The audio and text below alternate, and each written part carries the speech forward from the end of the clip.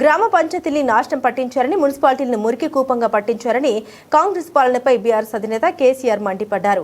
మరి ఏం సక్కగుందని ప్రశ్నించారు. అందుకే కాంగ్రెస్ పోవాలి, బీఆర్ఎస్ రావాలని జీవన్ రెడ్డి వంటి సీనియర్ నాయకులు అంటున్నారని తెలిపారు.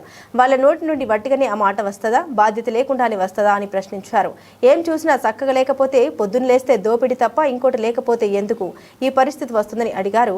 హైదరాబాద్ లో హైడ్రా ఉందని, నిజామాబాద్ కు నిద్ర తీసుకొస్తామని పీసీసీ ప్రెసిడెంట్ ఒకరు చెబుతున్నారని మండిపడ్డారు కేసీఆర్. రేపు జగిత్యాలకు జిడ్రా అంటాడని సెటర్ వేశారు. మీకేం కావాలి, పేదల్లో కొంపలు కూల్చడమేనా అని ప్రశ్నించారు కేసీఆర్. హైడ్రాని తెచ్చిపెట్టింది. దానికి ఆ హైడ్రాకు ఆ పీసీసీ ప్రెసిడెంట్ అని ఉంటాడు ఆయన, కాంగ్రెస్ కమిటీ అధ్యక్షుడు.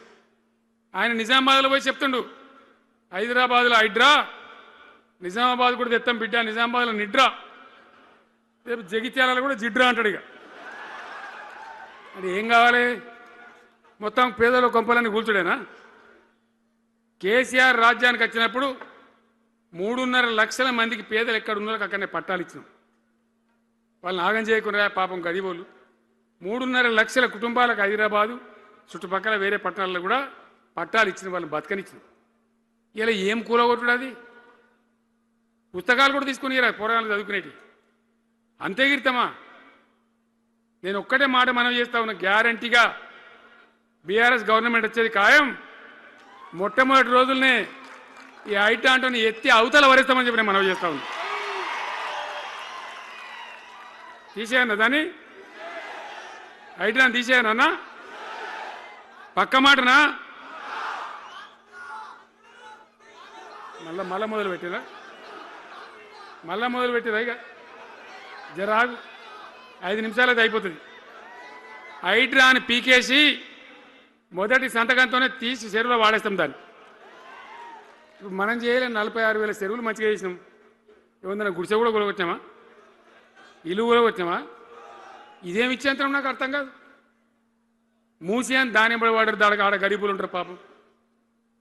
మూసి ఎంబడిన గరీబులను వాళ్ళని ఏమి ఏడిపించడు? పొద్దున్న లేతే వాళ్ళు నిద్రపోకుండా, వాళ్ళ కంటి మీద కొనుక్కు లేకుండా, అది ఎవడు చేసే ప్రాజెక్ట్ అయ్యేది కాదు, పీకేది అవుతుందా?